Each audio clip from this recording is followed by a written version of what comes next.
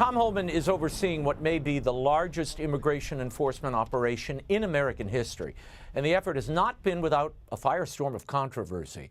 He's with me now to discuss the deployment of federal agents across the country, most notably Minneapolis and New Orleans. Please welcome President Trump's border czar, Tom Homan, back to the program. Tom, thank you for being here. You're currently in the midst of what many are calling the most significant immigration enforcement operation in years, perhaps in history. The ICE raids in Minneapolis, here in New Orleans, that have drawn both praise and condemnation. Tom, walk us through what's happened to these operations and what are the objectives?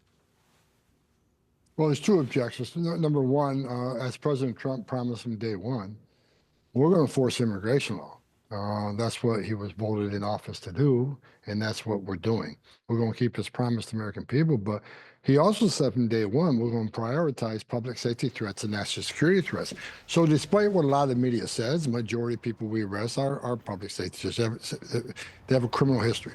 So, but also, like I've said from day one, but if you're in the country illegally, you're not off the table. If we find you during these operations, we're going to enforce immigration law. And look, it's the results have been outstanding. I mean, the record year of deportations, I think, was FY12, 2012, was 409,000 removals. Right? We're right around 600,000 right now for less than a year under President Trump. So it's already he's already keeping his promise of a historic operation. We're doing that right now. And we're going to do it across the country as we bring on more agents, 110,000 more agents. Hopefully we'll have them all on board by the end of January. And that's tripling the size of the ICE enforcement branch. And so we're going to even see more significant numbers this coming year. We're going to keep President Trump's promise. One of the bigger stories that doesn't get as much attention, Tom, are the large number of missing children recovered in these operations. According to the administration statistics, 62,000 migrant kids have been rescued from trafficking, forced labor, and God knows what else. 300,000 or more, though, came across the border and were lost in the interior of the U.S. during the last administration. Tom, how many kids do you estimate are still missing, and what are you and ICE and Border Patrol doing to find them? Well, first of all, if we go back to Biden administration, just about 500,000 children were smuggled into the country, taken out, separated from their families, put in the hands of criminal cartels and smuggled in this country. Many victims to trafficking. So President Trump promised from day one that we're going to find these children, because the last administration, even though 500,000 came across, they lost track of like 300,000. They couldn't find them. They weren't responding to inquiries and their check-ins. So President Trump promised we're going to run down every one of these 300,000 missing kids and locate them and protect them. As of last Friday, I actually announced it on the Fox show on Sunday. The numbers as of Friday were 62,456 that the Trump administration already found. Some of these children were safe and with family. They're just hiding out because they don't want to be deported. But many of these children, and one is too many, we found were either in forced labor or forced sexual slavery. And some of these children are in really, really bad conditions. So President Trump did rescue a lot of these children, and he's committed to running down leads on all 300,000. I will say this, about half that 300,000, according to records, have already aged out, meaning they're over 18 already. But we're going to still look for the children priority, but even the ones that aged out over 18, we're still going to try to locate them, because just because you're 18 and 19 doesn't mean you're not forced into labor or forced into prostitution. So we're going to continue looking. And when we run down every lead, we exhaust every lead, Raymond, we're going to do it again. President Trump is not going to give up on these children. We're going to do everything we can to the last day of this administration to find these kids. And personally, I'll do everything I can until I take my last breath on this earth to find these kids. Well, Tom, there's no reportage on this. This part of the story gets almost no coverage at all. And we're going to talk about this idea of human dignity later, but I can't think of a worse indignity than being in forced slave labor, sexual slave labor, or just being used by these cartels and criminal outfits across the country. And you and I know they have long tentacles. It's not just in the border towns. It's all the way north in this country. But we're hearing reports of significant arrests in the Somalian community in Minnesota with allegations of welfare fraud, immigration violations, other criminal activity. Can you speak to what your investigations have uncovered there? And is there a pattern of systemic corruption? There's a lot of corruption. I'll say this: that President Trump is committed on these Twin Cities. Look at folks that came in through a vetting process we don't think was appropriate, especially during the last 4 years of Joe Biden. So not only are we looking at it from a criminal perspective, and we're looking at it from an illegal immigration perspective, we're actually looking at those who are here on some sort of documentation. We want to go over every one of those files and make sure the vetting was done properly, because I simply I've said this, for 4 years during the Biden administration, that I know for a fact they weren't vetting people properly, especially from countries like Somalia, where record keeping is very bad, if it even exists. They don't have databases. They don't have an NCIC like we have, right? So in a lot of these countries, they don't have the databases to really give us criminal data, national security data. And a lot of these countries, even if they did, they're not going to share it with us. So President Trump's making the right call, especially after the shooting here, the Afghan national that came across during Joe Biden. We're going to run down the vetting on all these populations and make sure that they're not a public safety threat and not a national security threat. And if we can't properly vet them, and they are a national security threat, we'll set them up for deportation. The President Trump, again, is committed to make this country safe again. And it starts with fixing all the injustices of the Biden administration, which includes bringing millions of people into the country, many that weren't properly vetted. Yeah. Mr. Homan, you are a practicing Catholic. It's no secret the U.S. Conference of Catholic Bishops have condemned these enforcement operations across the country. Bishop Seitz of El Paso, who heads the Bishops' Migration and Refugee Committee, he called them incompatible with Catholic teaching on human dignity. The Pope himself has criticized what he calls fortress mentality immigration policies. As a Catholic, Tom, enforcing these laws, how do you reconcile those comments with your faith and your duties? Well, I can tell you that's in line with my catechism, my parochial school learnings, that adherence to the law was very important within the Catholic faith, and I think it still is. And I'm willing to sit down with anybody from the Catholic Church and talk about it. When they talk about these laws shouldn't be enforced, well, they need to understand, if we don't enforce laws, what message does that send to the world? That sends to the world, like the Biden administration did. Cross the border, it's illegal, but don't worry about it. See a judge or don't see a judge, get order removed, don't worry about no one's looking for you. What happened during that 4 years? 4 years, a record number of Americans died from fentanyl because that border was wide open. The border patrol was overwhelmed. 70% of agents weren't working. So hundreds of thousands of Americans died from a drug that came across the open border. What else happened? A historic increase in sex trafficking in women and children because enforcement was removed from that border. What else happened? Beyond the overdose, 250,000 Americans died. Beyond the sex trafficking women and children, record number of people in terrorist-related countries came across. What else happened? Over 4,000 aliens died making that journey. Because we sent a message that there's no consequences here, we're not enforcing our law. I would ask the Catholic leadership, go talk to the hundreds of angels and moms and dads that I have that buried their children because their children were killed by someone that's supposed to be here. If the message they want to send is ICE shouldn't enforce immigration law, you're never going to fix this problem. Vulnerable people from around the globe are going to give every penny they have, their life savings, to criminal cartels to make that dangerous journey. Do I think the immigration system needs to be fixed? Absolutely. But ignoring the law only puts people in jeopardy. Now, let me tell you something. Now that we have the most secure border in my lifetime, illegal immigration on 96%. And Raymond, you've seen these studies. Studies have shown about 31% of women that make that journey get sexually assaulted.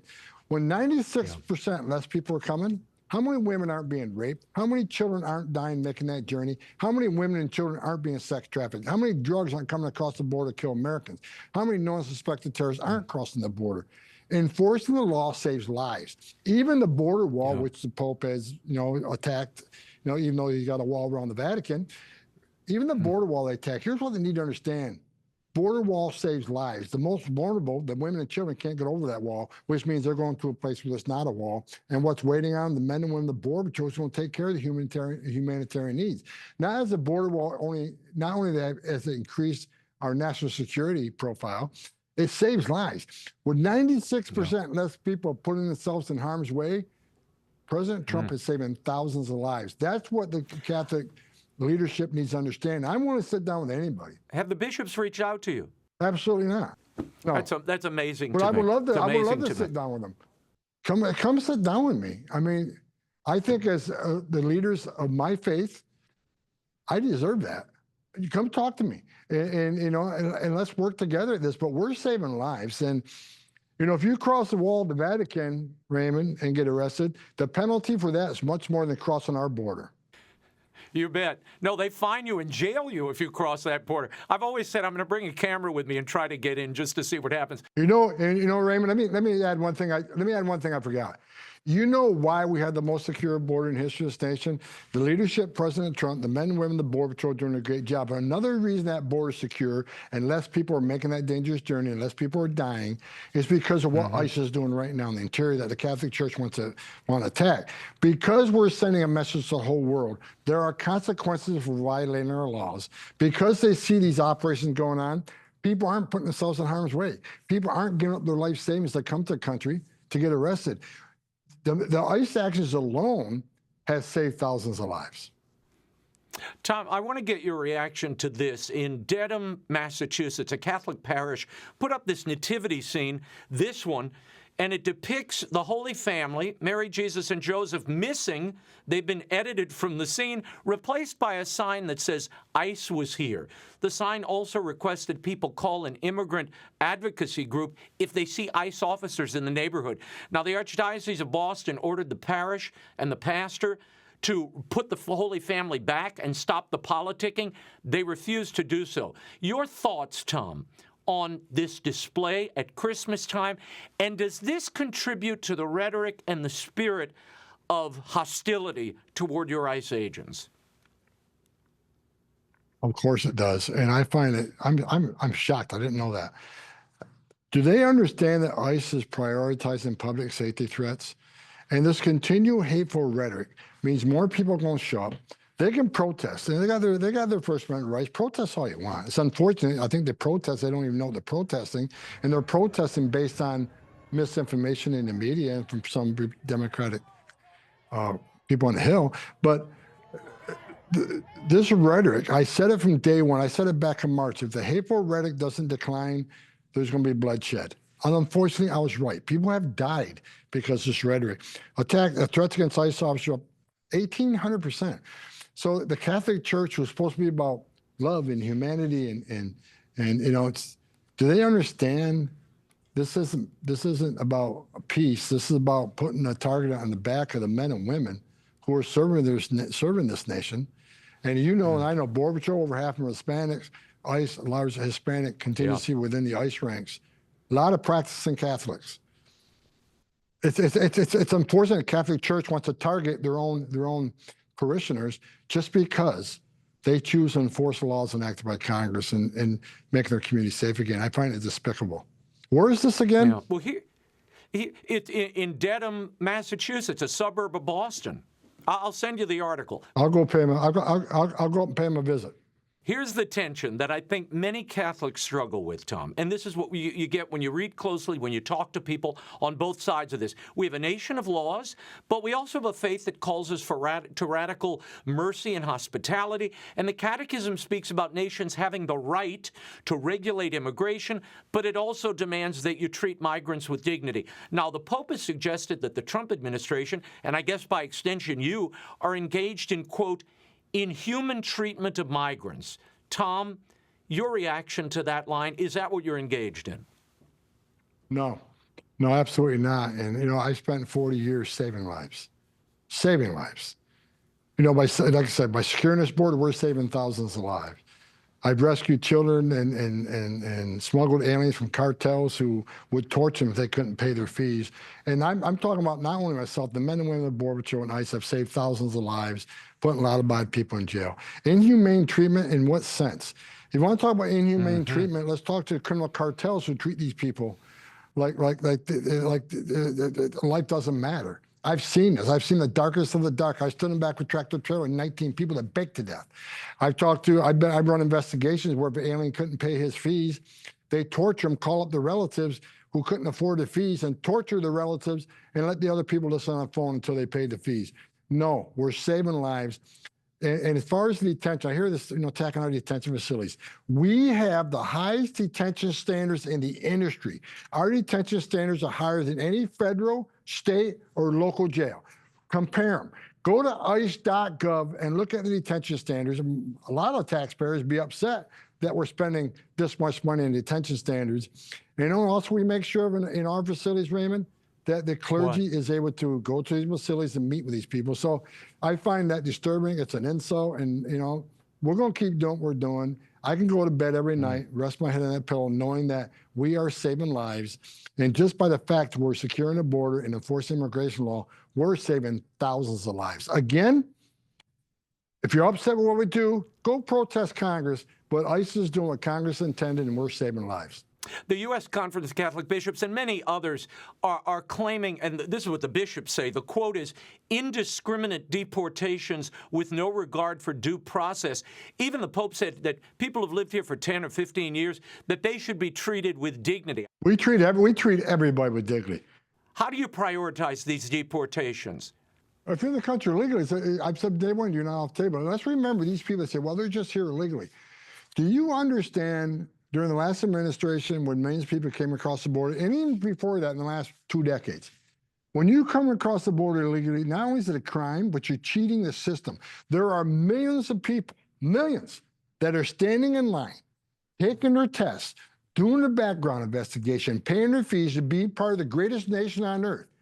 They're getting cheated every day because millions of people cheated the system, put themselves in front of the line, and now the people are doing it the legitimate way, sitting in the back of the bus. Not only that, a majority of people in the Biden administration were making a false claim to asylum. Like I said, 90% lose your case because they simply don't qualify for asylum.